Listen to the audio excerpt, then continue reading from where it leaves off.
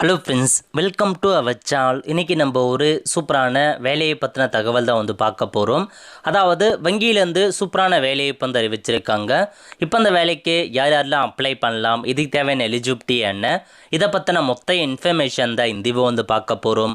இந்த video skip பண்ணாமல் ஃபுல்லாக பாருங்கள். அது மட்டும் அல்ல, இந்த வீடியோ நிறைய பேருக்கு ஷேர் பண்ணுங்க. ஓகே, அதாவது பேங்க் ஆஃப் இந்தியா இருக்குது பாருங்கள், அங்கேருந்து உங்களுக்கான வேலையை வந்து அறிவிச்சிருக்காங்க. பதவியை பொறுத்த வரைக்கும் கிரெடிட் ஆஃபீஸர் அப்படின்ற ஒரு பதவி கொடுத்துருக்காங்க. அப்ளை பண்ணுறதுக்கான கடைசி தேதி 20/7/2026. அதுக்குள்ளே அப்ளை பண்ண பாருங்கள். ஸோ வேக்கன்சி பற்றி கொடுத்துருக்காங்க பாருங்கள். கிரெடிட் ஆஃபீஸர் ஜிபிஓ ஸ்ட்ரீமில் கேட்டிருக்காங்க. இதில் வந்து பாருங்கள், எம்எம்ஜிஎஸ் ஸ்கேல் 2 பொறுத்த வரைக்கும் 677 வேக்கன்சி, எம்எம்ஜிஎஸ் ஸ்கேல் 3 பொறுத்த வரைக்கும் 61 வேக்கன்சி, எஸ்எம்ஜிஎஸ் ஸ்கேல் 4 பொறுத்த வரைக்கும் 41 வேக்கன்சி, மொத்தமாக 779 வேக்கன்சி கொடுத்துருக்காங்க. இந்த ஸ்கேல் 2க்கான வயது வரம்பு 25லேருந்து 32 வயசுக்குள்ளே இருக்கவங்க அப்ளை பண்ணலாம். ஸ்கேல் 3க்கு 28லேருந்து 38 வயசுக்குள்ளே இருக்கவங்க அப்ளை பண்ணலாம். ஸ்கேல் 4க்கு 32 to 45 வயசுக்குள்ளே இருக்கவங்க தாராளமாக அப்ளை பண்ணலாங்க. சேலரி கொடுத்துருக்காங்க பாருங்கள். ஸ்கேல் 2க்கு வந்து ஸ்டார்டிங்கில் 64,820 ரூபா கொடுக்குறாங்க. ஸ்கேல் 3க்கு 85,920 ரூபா சேலரி கொடுக்குறாங்க. ஸ்கேல் 4க்கு 1,23,000 ரூபாய் சேலரி இருக்குது அப்படின்ற மாதிரி சொல்லிட்டாங்க.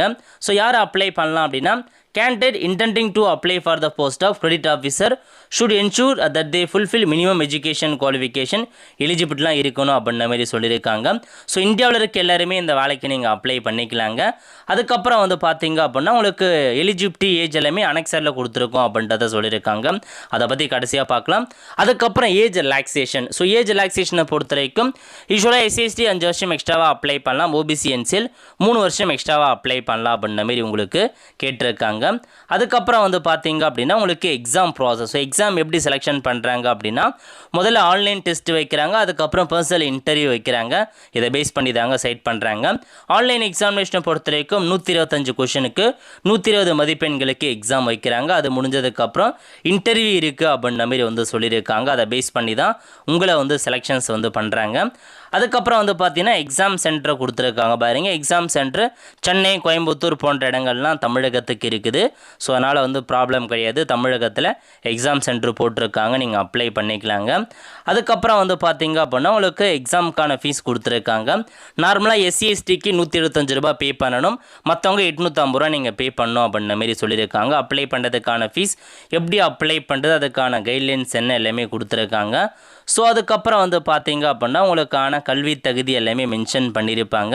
செக்யூர் டெபாசிட் அதெல்லாம் நீங்கள் பேமெண்ட் பண்ணணும் அப்படின்ற மாதிரிலாம் கொடுத்துருக்காங்க. ஸோ இதாங்க உங்களுக்கான இன்ஃபர்மேஷன்.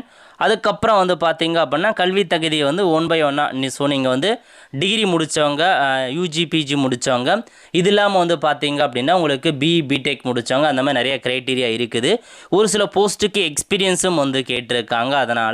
அதெல்லாம் தெரிஞ்சுக்கிட்டு அதுக்கேற்ற மாதிரி நீங்கள் அப்ளை பண்ண பாருங்கள். ஸோ நல்ல ஒரு ஜாப் ஆப்பர்ச்சுனிட்டி செக் பண்ணி பார்த்துட்டு அப்ளை பண்ணிக்கோங்க. அடுத்த ஒரு நல்ல சந்திப்போம். நன்றி, வணக்கம்.